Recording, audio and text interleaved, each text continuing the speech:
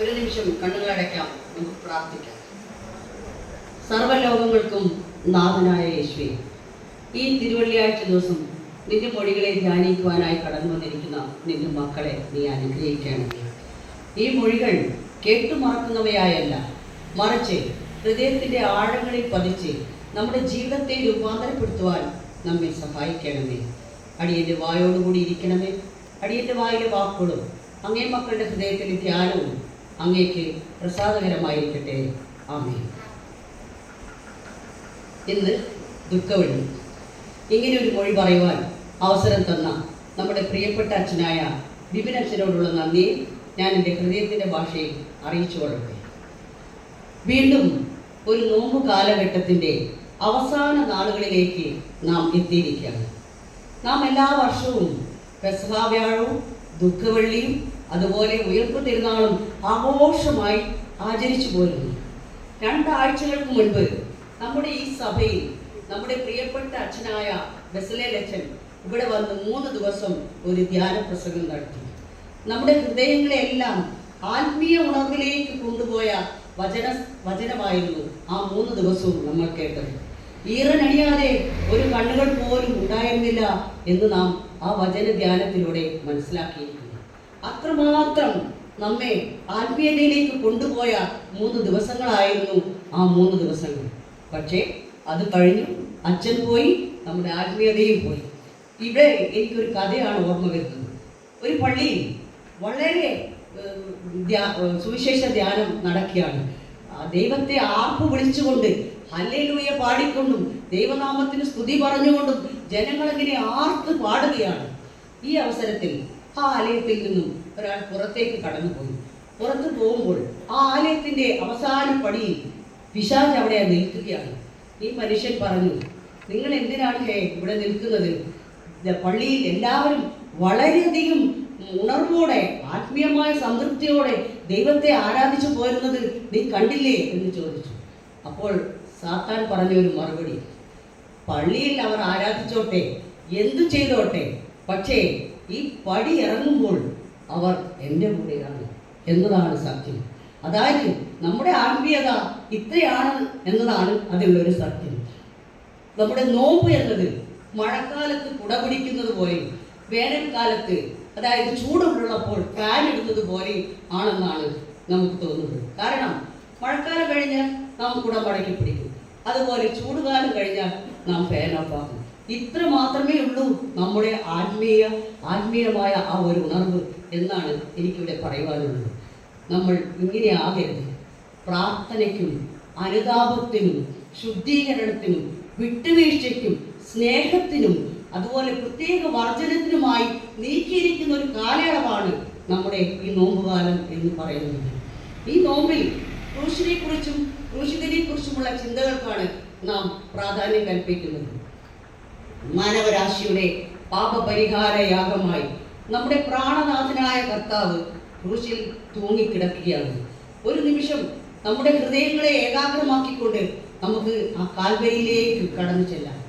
അവിടെ തലയോടിടം എന്ന സ്ഥലത്ത് ഇടത്തും വലത്തും 2 കള്ളന്മാരുടെ നടുവിൽ നിരപരാധികളിൽ നിരപരാധിയായ നമ്മുടെ കർത്താവ് ശരീരമാസകല മുൾപ്പാടുകളുമായി തലയിൽ മുൾക്കിരീടം ധരിച്ചു വിയർപ്പ് തുള്ളികൾ രക്തത്തുള്ളികളായി ചിന്തിക്കൊണ്ട് 3 ആണികളിന്മേൽ അവിടെ തൂങ്ങിക്കിടക്കുകയാണ്.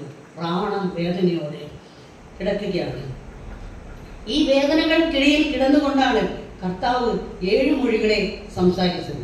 ഈ 7 മൊഴികൾ നമ്മുടെ ജീവിതത്തെ നമ്മുടെ ആത്മീയതയിലേക്ക് നയിക്കുവാനായി ആഹ്വാനം ചെയ്യുന്ന മൊഴികളായിട്ടാണ് നാം കാണേണ്ടത്. ആദ്യ മൊഴി ക്ഷമയെ പറ്റിയാണ്, നിങ്ങൾ കേട്ടു. 2ാമത്തെ മൊഴി മനസ്താവപ്പെട്ട കള്ളന് രക്ഷ വാഗ്ദാനം ചെയ്യുന്ന ഒരു കർത്താവിനെ കണ്ടു. 3ാമത്തെ മൊഴി സ്വന്തം അമ്മയെ ഏൽപ്പിച്ചു കൊടുക്കുന്ന ഒരു ഉത്തരവാദിത്വമുള്ള ഒരു മകന്റെ കടമ നമ്മൾ 3ാമത്തെ മൊഴിയിൽ കണ്ടു. ഞാനിവിടെ ഇന്ന് ധ്യാനിക്കാൻ പോകുന്നത് 4ാമത്തെ മൊഴിയാണ്. അതായത് മത്തായിയുടെ സുവിശേഷം 27:46 മാർക്കോസിന്റെ സുവിശേഷം 15:34 ഈ മൊഴി രേഖപ്പെടുത്തിയിരിക്കുന്നത്. ഈ 2 സുവിശേഷങ്ങളിലല്ലാതെ ഈ മൊഴി രേഖപ്പെടുത്തിയതായി കണ്ടിട്ടില്ല. ഇവിടെ പറയുന്നത് ഏലി ഏലി ലമ്മ ശബക്താനി എന്ന് അരാമി ഭാഷയിൽ, എൻ്റെ ദൈവമേ, എൻ്റെ ദൈവമേ, നീ എന്നെ കൈവിട്ടത് എന്ത് എന്ന് അർത്ഥം വരുന്ന വാക്കുകളാണ്. ഈ മൊഴി മറ്റു മൊഴികളെ പോലെയല്ല. കർത്താവ് പിതാവിനോട് യാചിക്കുന്ന ഒരു യാചനയായും ഒരു പ്രാർത്ഥനയായും ഒരു നിലവിളിയായുമാണ് നാം ഈ മൊഴിയെ കണക്കാക്കപ്പെടുന്നത്. മറ്റ് മൊഴികളിലൊക്കെ പിതാവേ എന്നാണ് സംബോധന ചെയ്തിട്ടുള്ളതെങ്കിൽ നമുക്കറിയാം, ആദ്യത്തെ മൊഴിയിൽ പിതാവേ ഇവർ ചെയ്യുന്നത് ഇന്നതെന്ന് അറിയാൻ ഇവരോട് ക്ഷമിക്കണമേ, അവസാനത്തെ മൊഴിയിൽ പിതാവേ എൻ്റെ ആത്മാവിനെ തൃക്കരങ്ങളിൽ സമർപ്പിക്കുന്നു. ഇങ്ങനെയൊക്കെയാണ് പറഞ്ഞിട്ടുള്ളതെങ്കിൽ ഈ മൊഴിയിൽ പറഞ്ഞിരിക്കുന്നത് എൻ്റെ ദൈവമേ, എൻ്റെ ദൈവമേ, നീ എന്നെ കൈവിട്ടത് എന്ന്. കൈവിടപ്പെട്ട ഒരു പുത്രന്റെ വേദനയാണ് നമുക്ക് ഈ മൊഴിയിലൂടെ കാണുവാൻ സാധിക്കുന്നത്. 6 മണി നേരം മുതൽ 9 മണി നേരം വരെ ആ ദേശമെങ്ങും ഇരുട്ടിലായി എന്നാണ് പറയപ്പെടുന്നത്. അതായത് ഉച്ചയ്ക്ക് 12 മണി മുതൽ 3 മണി വരെ സൂര്യൻ മറഞ്ഞു നിന്നു. ദൈവം ഭൂമിയെ സൃഷ്ടിച്ചതിന് ശേഷം ഇങ്ങനെ ഒരു 3 മണിക്കൂർ അന്ധകാരം ഈ പകലിൽ ഉണ്ടായിട്ടില്ല എന്നാണ് നാം കണക്കാക്കപ്പെടുന്നത്. കർത്താവിനെ നമുക്കറിയാം, 33.5 വർഷക്കാലം മനുഷ്യനായി ഈ ലോകത്ത് ജീവിച്ചവനാണ്. തൻ്റെ ദൗത്യവുമായി പുറപ്പെടുമ്പോൾ തൻ്റെ കൂടെ ഇഷ്ടംപോലെ ജനങ്ങളെ ചേർത്ത് നിർത്തിയിരുന്നു. നമുക്കറിയാം, 5 അപ്പവും 2 മീനും കൊണ്ട് 5000 പേരെ പോഷിപ്പിച്ചതും, 7 അപ്പവും ചെറുമീനും കൊണ്ട് 7000 പേരെ പോഷിപ്പിച്ചതും, അതുപോലെ തിക്കിലും തിരക്കിലും പെട്ട് ഒരു സ്ത്രീ കർത്താവിന്റെ തൊങ്ങൽ തൊട്ടപ്പോൾ എന്റെ തിരക്ക് തിക്കുന്നത് ആര് എന്ന് ചോദിച്ച് ഇരുന്നത്. അത്രയധികം ജനങ്ങൾ കർത്താവിന്റെ കൂടെ ഏത് സമയം ഉണ്ടായിരുന്നു. കാരണം കർത്താവ് ഉപമകളാലും ഉപദേശങ്ങളാലും രോഗസൗഖ്യത്താലും അവരെ തന്നോട് ചേർത്ത് നിർത്തിയിരുന്നു. പക്ഷേ ഈ ക്രൂശീകരണം അടുത്തപ്പോൾ കർത്താവിന്റെ കൂടെ ആരും ഉണ്ടായിരുന്നില്ല. റോമാ പൗരന്മാരെ ഭയന്ന് അവരൊക്കെ ഓടി ഒളിക്കുകയാണ് ചെയ്തത്. 12 ശിഷ്യന്മാരുണ്ടായിരുന്നു കർത്താവിന്. അതിൽ ഏറ്റവും അടുത്ത ശിഷ്യനായ പത്രോസ് പോലും 3 പ്രാവശ്യം കർത്താവിനെ തള്ളി പറഞ്ഞു. അതുപോലെ മറ്റൊരു ശിഷ്യനായ ഇസ്കരിയോത്തെ യൂദ 30 വെള്ളിക്കാശിനെ ചുംബനം കൊണ്ട് തന്റെ കർത്താവിനെ ഒറ്റുകൊടുത്തു. ഇങ്ങനെയൊക്കെ സംഭവിച്ചു. ആ കൂടെ ഉണ്ടായിരുന്നത് യോഹന്നാൻ എന്ന ശിഷ്യനും അമ്മ മറിയയും കുറച്ച് സ്ത്രീകളും മാത്രമായിരുന്നു. നമ്മുടെ സമൂഹത്തിലും ഇങ്ങനെ തന്നെയാണ്. നമ്മുടെ കഷ്ടങ്ങളും വേദനകളും വരുമ്പോൾ നമ്മുടെ കൂടെ ആരും ഉണ്ടായിരിക്കില്ല. മറിച്ചോ നമ്മുടെ സന്തോഷത്തിൽ നമ്മുടെ ആഹ്ലാദിക്കാൻ ഇഷ്ടം പോലെ ആളുകളെ കിട്ടും. അതുപോലെ കർത്താവിനൊപ്പം ആരും ഉണ്ടായിരുന്നില്ല. കുറഞ്ഞ ചുരുക്കം പേർ മാത്രമേ ഉണ്ടായിരുന്നുള്ളൂ എന്നാണ് എനിക്കിവിടെ പറയുവാനുള്ളത്. കർത്താവും ദൈവവുമായി വളരെ സുദൃഢമായ ഒരു ബന്ധമാണ് ഉണ്ടായിരുന്നിട്ടുള്ളത്. നമുക്കറിയാം, കാനാവിലെ കല്യാണത്തിന് വെള്ളം വീഞ്ഞാക്കുമ്പോൾ കർത്താവിനോട് പ്രാർത്ഥിച്ചിട്ടാണ്, ദൈവത്തോട് പ്രാർത്ഥിച്ചിട്ടാണ് കർത്താവ് ആ വെള്ളം വീഞ്ഞാക്കിയത്. എന്ത് കാര്യം ചെയ്യുമ്പോഴും ദൈവത്തെ മുൻനിർത്തിക്കൊണ്ടാണ് കർത്താവ് ഓരോ കാര്യങ്ങളും, അതായത് ഈ 3.5 വർഷക്കാലത്തെ പരിശുദ്ധ ശുശ്രൂഷ ചെയ്യുമ്പോഴൊക്കെ കർത്താവ് ദൈവം കൂടെ ഉണ്ടായിരുന്നു. ഇത് പറയുമ്പോൾ അമ്മ കഴുകൻ കുഞ്ഞു കഴുകനെ തൻ്റെ പറക്കാൻ പഠിപ്പിക്കുമ്പോൾ അതിൻ്റെ കൂടെ നിൽക്കും, എന്നിട്ട് അത് താഴെ വീഴാൻ അനുവദിക്കും. എന്നാൽ അമ്മ കൂടെ ഉണ്ടാവും. കുഞ്ഞു കഴുകൻ ചോദിക്കും, അമ്മേ എന്തിനാണ് എന്നെ കൈവിട്ടത് എന്ന് ചോദിക്കുമ്പോൾ, മോനെ ഞാൻ നിന്നോടൊപ്പം ഉണ്ട് എന്ന്. അതുപോലെയുള്ള ഒരു ബന്ധമായിരുന്നു കർത്താവും ദൈവവുമായിട്ട് ഉണ്ടായിരുന്നത്.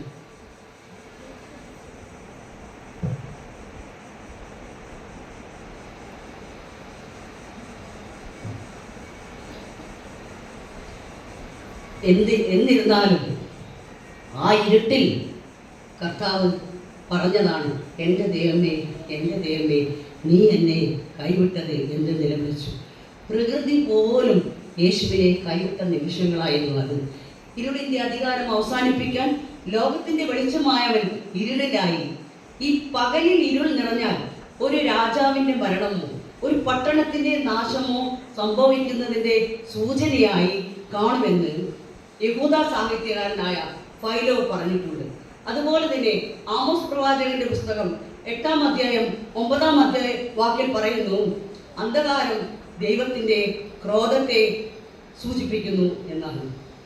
ഈ മൊഴി കേട്ടപ്പോൾ പരീശന്മാരും അതുപോലെ സദൂക്യരും എല്ലാം കർത്താവിനെ പരിഹസിക്കാൻ തുടങ്ങി. ഏലി ഏലി ലമ്മ ശബക്താനി എന്നാണല്ലോ പറഞ്ഞത്. അവൻ ഏലിയാവെ വിളിക്കുകയാണ്. ഏലിയാവ് വരട്ടെ, അവന് ക്രൂശിൽ നിന്ന് ഇറക്കാൻ സാധിക്കുമോ എന്ന് നോക്കാം. കാരണം ചുഴലിക്കാറ്റിനാൽ സ്വർഗത്തിലേക്ക് കയറിയ പ്രവാചകനാണ് ഏലിയാവ്. ഏലിയാവ് വന്ന് ക്രൂശിൽ നിന്നും കർത്താവിനെ ഇറക്കാൻ കഴിയുമോ എന്ന് നമുക്ക് നോക്കാം എന്ന് പറഞ്ഞു. അച്ഛൻ പറഞ്ഞതുപോലെ 3 മൊഴികൾ ക്രൂശിൽ ഇരുട്ടുണ്ടാകുന്നതിന് മുൻപാണ് കർത്താവ് പറഞ്ഞതെങ്കിൽ, ഇരുട്ടുണ്ടായപ്പോൾ കർത്താവ് പറഞ്ഞ മൊഴിയാണ് ഈ 4ാമത്തെ മൊഴി. യേശുവിൻ്റെ ഈ നിലവിളി മാനവകുലത്തിൻ്റെ രക്ഷയ്ക്കായിട്ടാണ്. ഈ ലോകത്തിൻ്റെ ശുശ്രൂഷ യേശു ആരംഭിക്കുന്നത് ദൈവത്തിൻ്റെ മുഖം കണ്ടുകൊണ്ടാണ്. ഞാൻ നേരത്തെ പറഞ്ഞതുപോലെ ദൈവവും കർത്താവുമായി ഒരു സുദൃഢമായ ഒരു ബന്ധമാണ് ഉണ്ടായിരുന്നത്. യോഹന്നാൻ സ്നാപകനാൽ യോർദാൻ നദിയിൽ സ്നാനമേറ്റ ശേഷം മരുഭൂമിയിലെ വിജനതയിലേക്കാണ് കർത്താവ് പോയത്. 40 രാവും 40 പകലും അവിടെ ഉപവസിച്ചു. എങ്ങനെ? ദൈവത്തിൻ്റെ മുഖം ദർശിച്ചുകൊണ്ട്, പിതാവിനോട് ചേർന്നിരുന്നുകൊണ്ട്, പിതാവിൻ്റെ സമീപത്ത് വസിച്ചുകൊണ്ട്, പിതാവിൽ നിന്ന് സ്വായത്തമാക്കിയ ദൈവിക ശക്തിയും ബലത്തിലാണ് തൻ്റെ ഈ ലോകത്തിലെ പരസ്യ ശുശ്രൂഷ കർത്താവ് ആരംഭിച്ചത് എന്ന് ലൂക്കോസിന്റെ സുവിശേഷത്തിൽ നാം കാണുന്നു. അതുപോലെ തന്നെ ക്രൂശീകരണ സമയം അടുത്തപ്പോൾ കർത്താവ് ഗത്സമന തോട്ടത്തിലേക്ക് കടന്നുപോയി ഉള്ളം നൊന്ന് കലങ്ങി പ്രാർത്ഥിക്കുന്ന ഒരു പ്രാർത്ഥനയുണ്ട്. കവിണ്ണ് വീണുകൊണ്ടാണ് പ്രാർത്ഥിക്കുന്നത്. പിതാവേ, കഴിയുമെങ്കിൽ ഈ പാനപാത്രം എന്നിൽ നിന്നും നീക്കണമേ, എങ്കിലും ഞാൻ ഇച്ഛിക്കും പോലെയല്ല അങ്ങ് ഇച്ഛിക്കുന്നത് പോലെ വരട്ടെ എന്ന് പ്രാർത്ഥിച്ചു. കർത്താവേ, ഈ അരുമ മകന് നേരെ പിതാവ് മുഖം ധരിക്കുന്ന ഒരു ഹൃദയഭേദകമായ ഒരു കാഴ്ചയാണ് നാം അവിടെ കണ്ടത്. പുത്രന് നേരെ മുഖം ധരിക്കുന്ന ഒരു ഹൃദയഭേദകമായ ഒരു കാഴ്ച. തൻ്റെ സകല ആശ്രയവും നഷ്ടപ്പെട്ട്, തൻ്റെ അവസാന പ്രതീക്ഷയും നഷ്ടപ്പെട്ട് പിതാവിൻ്റെ മുഖത്തേക്ക് ദൈന്യതയോടുകൂടി നോക്കുന്ന ഒരു പുത്രനെയാണ് നാം അവിടെ കാണുന്നത്. കാൽവരി ക്രൂശിൽ മനുഷ്യത്വത്തിൻ്റെ വെളിപ്പെടലുകൾ നമുക്കവിടെ കാണുവാൻ സാധിക്കുന്നു. മാനവരാശിയുടെ പാപം മുഴുവൻ തൻ്റെ ചുമലിൽ ഏറ്റുകൊണ്ട് സങ്കടത്തോടെ ദുഃഖത്തോടെ കർത്താവ് ചോദിക്കുകയാണ്, എൻ്റെ ദൈവമേ, എൻ്റെ ദൈവമേ, നീ എന്നെ കൈവിട്ടതല്ലേ. സ്വന്തം മകനെ മറ്റുള്ളവർക്ക് വേണ്ടി കാൽവരിയിൽ വിട്ടുകൊടുക്കുന്ന ഒരു പിതാവിനെയാണ് നാം അവിടെ കാണുന്നത്.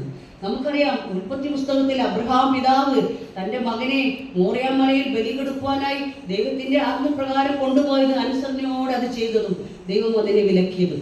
അതുപോലെ ഈ പിതാവ് സ്വന്തം മകന് നേരെ കാൽവരിയിൽ അവനെ വിട്ടുകൊടുക്കുന്ന ഒരു കാഴ്ചയാണ് നാം ഇവിടെ കാണുന്നത്.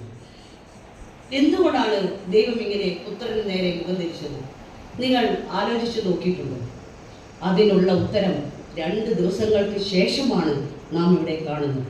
ഇവിടെ ഉയർപ്പിൻ്റെ പ്രഭാതത്തിൽ തൻ്റെ പുത്രനുമേൽ ലോകത്തിൻ്റെ പാപം വരുത്തി വെച്ച എല്ലാ പാശങ്ങളെയും മറുത്തെറിഞ്ഞുകൊണ്ട്, എല്ലാ വേദനകളെയും എല്ലാ സഹനങ്ങളെയും അവസാനിപ്പിച്ചുകൊണ്ട് നിത്യജീവനിലേക്കുള്ളതായ ഉയർപ്പിൻ്റെ വലിയ സന്ദേശമായി കർത്താവ് നിലകൊള്ളുകയാണ്. മരണത്തെ ജയിച്ച തൻ്റെ പുത്രൻ്റെ ഉയർപ്പാണ് ഇതിനുള്ള ഉത്തരമായി നാം കാണുന്നത്. ഫിലിപ്പിയ ലേഖനത്തിൽ അപ്പോസ്തലനായ പൗലോസ് ഇപ്രകാരം പറയുന്നുണ്ട്, ദൈവം അവനെ ഏറ്റവും ഉയർത്തി സകല നാമത്തിനും മേലായ നാമം നൽകി, ഭൂമിയിലും സ്വർഗത്തിലുമുള്ള എല്ലാ അധികാരങ്ങളും അവന് നൽകി എന്നാണ്. എന്നെ കേൾക്കുന്ന പ്രിയ സഹോദരങ്ങളെ, നിങ്ങളുടെ ജീവിതത്തിലും ഇങ്ങനെ കൈവിടപ്പെട്ട നിമിഷങ്ങൾ ഉണ്ടായിട്ടില്ല? നിങ്ങൾ ഈ ഇരിക്കുന്ന ഓരോരുത്തരുടെ ജീവിതത്തിലും കൈവിടപ്പെട്ടു കർത്താവ് കൈകളിൽ താങ്ങിയ നിമിഷങ്ങൾ ഉണ്ടായിട്ടുണ്ടാകാം. എൻ്റെ ജീവിതത്തിലും അങ്ങനെ ഒരു അനുഭവം ഉണ്ടായിട്ടുണ്ട്. അത് ഞാൻ നിങ്ങളുമായി പങ്കുവെക്കാൻ ആഗ്രഹിക്കുന്നു. 2006 ഓഗസ്റ്റ് 10 വീട്ടിൽ നിന്നും സാധാരണഗതിയിൽ ഭക്ഷണം കഴിച്ച് ജോലി സ്ഥലത്തേക്ക് കടന്നുപോയ എൻ്റെ ഭർത്താവ് അന്ന് കണ്ണൂർ യൂണിവേഴ്സിറ്റിയിൽ സെക്യൂരിറ്റി ഗാർഡായി ജോലി ചെയ്യുകയായിരുന്നു. കാലത്ത് ഇവിടെ നിന്നും കടന്നുപോയി അവിടെ ചെന്ന് അല്പനിമിഷങ്ങൾക്ക് ശേഷം യൂണിഫോം ധരിക്കാൻ തുടങ്ങുമ്പോൾ പെട്ടെന്നൊരു ഛർദിയും ഒരു ക്ഷീണവും ഒരു വല്ലായ്മയും അനുഭവപ്പെട്ടു. ഉടനെ തന്നെ അവിടെയുള്ള സ്റ്റാഫൊക്കെ കൂടി, രജേട്ടന് എന്ത് പറ്റി, നമുക്ക് ഉടനെ ഒരു ഹോസ്പിറ്റലിലേക്ക് കാണിക്കാം എന്ന് പറഞ്ഞ് ലൂർദ് ഹോസ്പിറ്റലിൽ കൊണ്ടുപോയി. അവിടെ ചെന്നപ്പോൾ ECG എടുത്ത ഉടനെ തന്നെ അവർ പറഞ്ഞു, ഏറ്റവും അടുത്ത നിമിഷത്തിൽ പരിയാരം ഹൃദയാലയ ഹോസ്പിറ്റലിലേക്ക് ഇദ്ദേഹത്തെ കൊണ്ടുപോകണം, അല്പനിമിഷം പോലും വൈകരുത് എന്നാണ് അവർ പറഞ്ഞത്. ആ യൂണിവേഴ്സിറ്റിയുടെ കാറിൽ തന്നെ ലൈറ്റ് ഇട്ടുകൊണ്ട് ആ കോരിച്ചൊരിയുന്ന മഴയത്ത്, അതായത് ഓഗസ്റ്റ് മാസം എന്ന് പറയുമ്പോൾ കർക്കിടക മാസത്തിൻ്റെ അവസാന നിമിഷങ്ങൾ, ആ മഴയത്ത് റിജേറ്റിനെ കൊണ്ട് ആ വാഹനം ചീറിപ്പാഞ്ഞ് പരിയാരം ഹൃദയാലയ ആശുപത്രിയിലെത്തി. അവിടെ ചെന്ന് അവിടെ കാത്തു നിൽക്കുകയായിരുന്നു. ഉടനെ തന്നെ അദ്ദേഹത്തെ ഓപ്പറേഷൻ തിയേറ്ററിലേക്ക് കൊണ്ടുപോയി. 2 ബ്ലോക്കായിരുന്നു, ഒന്ന് 100%, ഒന്ന് 95%. ഉടനെ തന്നെ അവിടെ ചെന്ന് ഓപ്പറേഷൻ കഴിഞ്ഞു, അവിടെ ICUവിലാക്കി. ഇതൊന്നും ഞങ്ങൾ അറിയുന്നില്ല. 9:30 മണിയായപ്പോൾ എനിക്കൊരു ഫോൺ വരുന്നു, നിങ്ങളുടെ ഭർത്താവിന് BP അധികമായതിനാൽ ഇങ്ങനെ പരിയാരത്ത് കൊണ്ടുപോയിരിക്കുകയാണ്, ഉടനെ തന്നെ നിങ്ങൾ അവിടെ എത്തണം എന്ന് പറഞ്ഞുള്ളൊരു കോൾ. ഞാൻ കരുതി BP അധികമാവുകയോ, അധികം ചൂടാവുന്ന പ്രകൃതമാണ്, അതുകൊണ്ട് BP കൂടിയത് തന്നെ ആയിരിക്കും എന്ന് കരുതി ഞാൻ ഉടനെ തന്നെ, അമ്മ മാത്രമേ വീട്ടിലുണ്ടായിരുന്നുള്ളൂ. എൻ്റെ ഒരു മകൾ തിരുവനന്തപുരം ആശുപത്രി, തിരുവനന്തപുരം അവിടെ പഠിക്കുകയാണ്. 2ാമത്തെ മകൾ TTCക്ക് ചെയ്യുന്നു. ആരും വീട്ടിലില്ല, അമ്മ മാത്രമേ ഉള്ളൂ. അമ്മയോട് അവിടെ പറഞ്ഞു, റിജേട്ടിന് സുഖമില്ല, ഞാൻ ചെല്ലട്ടെ എന്ന് പറഞ്ഞ് അടുത്ത വീട്ടിലെ സ്ത്രീയെ വിളിച്ച് അവിടെ ആക്കിക്കൊണ്ട് ഞാൻ ഉടനെ പരിയാരത്തേക്ക് ഓടുകയാണ്. മഴയാണ്. ഓടുന്ന സമയത്ത് ഒരു ഓട്ടോ വന്നു നിന്നു. ഞാൻ ആ ചേട്ടനോട് പറഞ്ഞു, എനിക്ക് പരിയാരം മെഡിക്കൽ കോളേജ് ഒന്നും അറിയില്ല, 2006-ലാണ് സംഭവം, എനിക്കറിയില്ല എവിടെയാണ്. അപ്പോൾ അദ്ദേഹം പറഞ്ഞു, പയ്യന്നൂർ ലിമിറ്റഡ് സ്റ്റോപ്പ് ബസ്സിൽ കയറി അവിടെ ചെന്നാൽ മതി, പരിയാരം മെഡിക്കൽ കോളേജ് എന്ന് പറഞ്ഞാൽ അവിടെ നിർത്തിത്തരും. ഇതൊക്കെ കേട്ട് ഞാൻ അവിടെ നിന്ന് ഓടി ബസ് സ്റ്റാൻഡിലേക്ക് എത്തുമ്പോൾ ഞാൻ അവിടെ കാണുന്നതും എൻ്റെ ചേട്ടനും ചേട്ടൻ്റെ ഭാര്യയും എൻ്റെ അനിയനും ഒക്കെ അവിടെ നിൽക്കുകയാണ്. ഞാൻ ഇവരെ കണ്ട് ഞെട്ടിപ്പോയി. എന്താണ് ഇവരിവിടെ വന്നിരിക്കുന്നത്? ഉടനെ അവർ പറഞ്ഞു, റെജിക്ക് സുഖമില്ലെന്ന് വിവരം വന്നിട്ടുണ്ട്, നമുക്ക് ഉടനെ തന്നെ അവിടേക്ക് പോകാം എന്ന് പറഞ്ഞ് കാർ പിടിച്ച് അവരെന്നെ കയറ്റി ഇരുത്തിയപ്പോൾ എൻ്റെ മനസ്സിൽ അപകടം മണത്തു. ഇത്രയും വേഗത്തിൽ ഞങ്ങൾ എല്ലാവരും കൂടി പോകണമെങ്കിൽ അവിടെ കാര്യമായ എന്തെങ്കിലും സംഭവിച്ചിട്ടുണ്ടാകും എന്നെൻ്റെ മനസ്സ് പറയുകയാണ്. കാറിൽ ഇരുന്നു കൊണ്ട് ഞാൻ എൻ്റെ അനുജനോട് ചോദിക്കുകയാണ്, എന്താ മോനെ അവിടെ ഉണ്ടായത്, പറയും, എന്താണ് റെജേട്ടിന് സംഭവിച്ചത് എന്ന് വേദനയോടുകൂടി ഞാൻ ചോദിക്കുമ്പോൾ അവൻ പറഞ്ഞത് ഇത്ര മാത്രം, ഒന്നും ഉണ്ടായിട്ടില്ല, നീ പ്രാർത്ഥിക്കും, ഇത്ര മാത്രം. ഞാൻ ആ കാറിൽ ഇരുന്നു കൊണ്ട് എൻ്റെ ദൈവമേ എന്നെ കൈവിടല്ലേ, ഞങ്ങൾ എവിടെയും എത്തിയിട്ടില്ല, 2 പെൺമക്കളും ഞാനും ഒരു ഭാഗത്തും എത്തിയിട്ടില്ല, ഒന്നും സംഭവിക്കല്ലേ ദൈവമേ, എന്നെ കൈവിടല്ലേ, റിജക്റ്റൊന്നും സംഭവിക്കല്ലേ എന്ന് പ്രാർത്ഥിച്ചുകൊണ്ട് ആ കാറിൽ ഇരുന്നുകൊണ്ട്, സ്വർഗസ്ഥനായ ഞങ്ങളുടെ പിതാവേ എന്നാണ് ഞാൻ ആ ഹോസ്പിറ്റലിൽ എത്തുന്നത് വരെയും എനിക്ക് മറ്റൊന്നും പ്രാർത്ഥിക്കാൻ കഴിഞ്ഞില്ലായിരുന്നു. ഞാൻ പ്രാർത്ഥിച്ചുകൊണ്ടേയിരുന്നു. അവിടെ ഞാൻ എത്തി. അവിടെ എത്തുമ്പോൾ ഞാൻ കാറിൽ നിന്ന് ഇറങ്ങുമ്പോൾ ഞാൻ കാണുന്ന കാഴ്ച എന്താണ്? ആ യൂണിവേഴ്സിറ്റിയിലെ മിക്ക സ്റ്റാഫും ആ ഹോസ്പിറ്റലിൻ്റെ മുന്നിൽ. ഞാൻ കരുതി മരിച്ചു. കാരണം ഇത്രയധികം സ്റ്റാഫ് അവിടെ വന്ന് നിൽക്കുന്നുണ്ടെങ്കിൽ അതിന് പ്രധാനപ്പെട്ട ഒരു കാരണം റിജേട്ടൻ മരിച്ചു എന്ന് തന്നെ. ഞാൻ നിലവിളിച്ചുകൊണ്ട് ആ ഹോസ്പിറ്റലിലേക്ക് ഓടി കയറുകയാണ്. അപ്പോൾ 2-3 സ്റ്റാഫ് വന്ന് എന്നോട് പറഞ്ഞു, ചേച്ചി ഭാഗ്യവതിയാണ്, ഒന്നും സംഭവിച്ചില്ല. ഞാൻ ഞെട്ടി.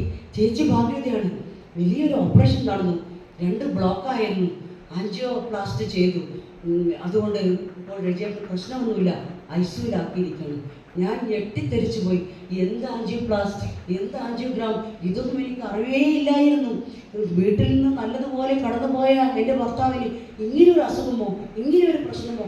ഞാൻ വേദനയോടുകൂടി അവിടേക്ക് കടന്നു ചെല്ലുമ്പോൾ അവിടെ കടത്തി വിടുന്നില്ല, ICU ആണല്ലോ. ഉടനെ തന്നെ ഞാൻ അവിടുത്തെ ഡോക്ടറോട് പറഞ്ഞു, സാറേ എനിക്കൊന്ന് കണ്ടാൽ മാത്രം മതി, എന്നെ ഒന്നകത്തേക്ക് കടത്തി വിടും. ഞാൻ അങ്ങനെ അവിടെ എന്നെ കടത്തി വിട്ടു. ഞാൻ ചെന്ന് കാണുമ്പോൾ തോലിരിഞ്ഞ കോഴിയെ പോലെ ഇദ്ദേഹം അങ്ങനെ കിടക്കുകയാണ്. ശരീരം മുഴുവൻ വയറുകളും ട്യൂബുകളും ഒക്കെ പിടിപ്പിച്ചുകൊണ്ട് ഇങ്ങനെ നിശ്ചലനായി കിടക്കുകയാണ്. പക്ഷേ ബോധമൊക്കെ ഉണ്ടായിരുന്നു. എന്നെ കണ്ടപാട് ചോദിച്ചു, എനിക്ക് എന്താ പറ്റിയത്? ഞാൻ പറഞ്ഞു, എന്നോട് പുറത്തുനിന്ന് പോകുമ്പോൾ തന്നെ പറഞ്ഞിരുന്നു, അവിടെ ചെന്ന് ബഹളം ഉണ്ടാക്കരുത്, പ്രശ്നങ്ങളാക്കരുത്, മറ്റു രോഗികളുള്ളതാണ് എന്നൊക്കെ സ്റ്റാഫ് പറഞ്ഞിരുന്നു. ഞാൻ പറഞ്ഞു, നിങ്ങൾക്കൊരു പ്രശ്നവുമില്ല, എന്തോ ചെറിയൊരു കാര്യം ഉണ്ടായിരുന്നു, അതവർ നീക്കി, ഒന്നും പേടിക്കണ്ട കേട്ടോ, ഞങ്ങളെല്ലാവരും പുറത്തുണ്ട്, ഇത് അല്പസമയം കഴിഞ്ഞാൽ റൂമിലേക്ക് കൊണ്ടുവരും, എന്നിട്ട് നമുക്ക് ഇരിക്കാം എന്ന് പറഞ്ഞ് ഞാൻ അവിടെ നിന്നും കടന്നു വന്നു. പുറത്ത് വന്നതിന് ശേഷം ഞാൻ നിലവിളിക്കുകയാണ്, ദൈവമേ എന്തൊരു രോഗം, എന്തൊരവസ്ഥ. അതുമാത്രമല്ല സ്റ്റാഫ് വന്ന് പറയുകയാണ്, ചേച്ചി 1.25 ലക്ഷം രൂപ വേണം, 1.25 ലക്ഷം. ഞാൻ അന്തം വിട്ട് വീണ്ടും ഞെട്ടി. കർത്താവേ, 5000 രൂപ തികച്ചെടുക്കാനില്ലാത്ത എനിക്ക് ഈ 1.25 ലക്ഷം രൂപ ഞാൻ എങ്ങനെ ഞാൻ എല്ലാ മുഖങ്ങളും എൻ്റെ മനസ്സിൽ ഇങ്ങനെ തെളിഞ്ഞ് വരികയാണ്. ആരോട് ചോദിക്കും? സഹോദരങ്ങൾ മുഖത്തിരിക്കും. കാരണം ഈ ഘട്ടത്തിൽ ഇദ്ദേഹം മരിച്ചു പോയാൽ ഈ പൈസ ഇവിടെ എവിടുന്ന് കൊടുക്കും എന്ന് കരുതി സഹോദരങ്ങളെല്ലാം പതിയെ അവിടെ നിൽക്കുകയാണ്. ഞാൻ എല്ലാവരുടെ മുഖങ്ങളും ഇങ്ങനെ നോക്കുകയാണ്. ഈ 1.25 ലക്ഷം ഞാൻ എങ്ങനെ കൊടുക്കുമെന്ന് വിഷമിച്ച് നിൽക്കുകയാണ്. അപ്പോൾ ആ സമയത്ത് വൈകുന്നേരം ഒരു 4 മണി ആയപ്പോൾ, 12 മണിക്കാണ് ഞങ്ങൾ അവിടെ എത്തിയത്. ഉച്ചഭക്ഷണം ഒന്നും കഴിച്ചില്ല, വേദനയോടുകൂടി വിറങ്ങലിച്ചുകൊണ്ട് ഞങ്ങൾ അവിടെ ഇരിക്കുകയാണ്.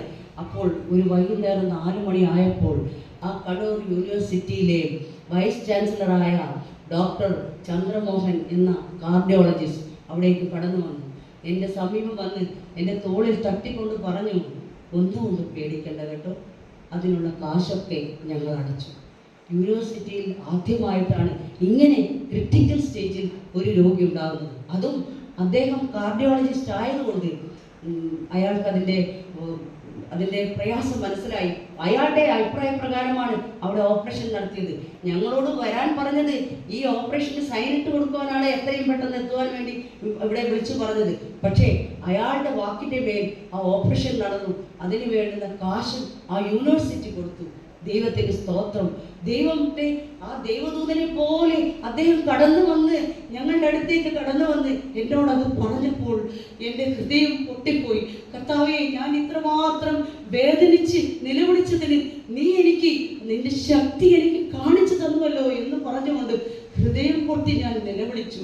ഒരു 5 പൈസ പോലും അവിടെ കൊടുക്കാതെ 4ാമത്തെ ദിവസം എൻ്റെ ഭർത്താവിനെ ആ ആശുപത്രിയിൽ നിന്നും ഇറക്കിക്കൊണ്ടുവരാൻ കർത്താവിനാൽ എനിക്ക് സാധിച്ചു. കൈവിടപ്പെട്ട നിമിഷങ്ങളിൽ നമ്മുടെ കൈകളിൽ കോരിയെടുക്കുന്ന ഒരു കർത്താവിനെ ഞാൻ അന്ന് കണ്ടു. പ്രിയരെ, അന്ന് കണ്ടു. ദൈവത്തിന് സ്തോത്രം. എത്രയോ വേദനയോടുകൂടി, എത്രയോ സങ്കടത്തോടുകൂടി ഹൃദയം പൊട്ടിയാണ് ഞാൻ അവിടെ ഇരുന്നത്. എങ്കിലും എൻ്റെ വേദന കാണുന്ന ഒരു ദൈവം അന്നും എൻ്റെ കൂടെ ഉണ്ടായിരുന്നു. എന്നെ കേൾക്കുന്ന പ്രിയ സഹോദരങ്ങളെ, ദൈവത്തെ സ്നേഹിക്കുന്നവർക്ക്, അവൻ നിർണയപ്രകാരം വിളിച്ചവർക്ക് സകലവും നന്മയ്ക്കായി കൂടി ദൈവം വ്യാപരിക്കുന്നു. ക്രൂശിൽ കണ്ടു ഞാൻ നിൻ സ്നേഹത്തെ, ആഴമാർന്ന നിൻ മഹാത്യാഗത്തെ, പകരമെന്തു നൽകും ഞാനിനി, ഹൃദയം പൂർണ്ണമായി നൽകുന്നു നാഥനേ, പകരമെന്തു നൽകും ഞാനിനി, നന്ദിയാലെന്നും വാഴ്ത്തിടും സൃഷ്ടാവേ. എന്നെ കേൾക്കുന്ന പ്രിയ സഹോദരനെ, നമ്മുടെ ജീവിതത്തിൽ ഏകാന്തതയും ഒറ്റപ്പെടലിൻ്റെ അവസ്ഥയും എല്ലാം കൈവിട്ടുപോയി എന്ന് തോന്നുന്ന നിമിഷങ്ങളിൽ നാം ഹൃദയം കൂട്ടി ദൈവത്തോട് നിലവിളിക്കുമ്പോൾ ഒരു കാര്യം വ്യക്തമാണ്: നമ്മുടെ പ്രാർത്ഥന, നമ്മുടെ നിലവിളി ദൈവം കേൾക്കാതിരിക്കില്ല. വിശ്വാസത്തോടു കൂടി കാത്തിരിക്കുവാൻ ദൈവം നമ്മെ ആഹ്വാനം ചെയ്തിരിക്കുകയാണ്. നമ്മുടെ ഈ എളിയ ജീവിതത്തെ, 4 മുഴം നീളമുള്ള ഈ ജീവിതത്തെ ദൈവകരങ്ങളിൽ സമർപ്പിച്ചുകൊണ്ട് വിനയത്തോടെ, സമർപ്പണത്തോടെ, ശക്തമായ വിശ്വാസത്തോടെ പ്രയാണം ചെയ്യുവാൻ കർത്താവ് നമ്മെ സഹായിക്കട്ടെ. ആമേൻ.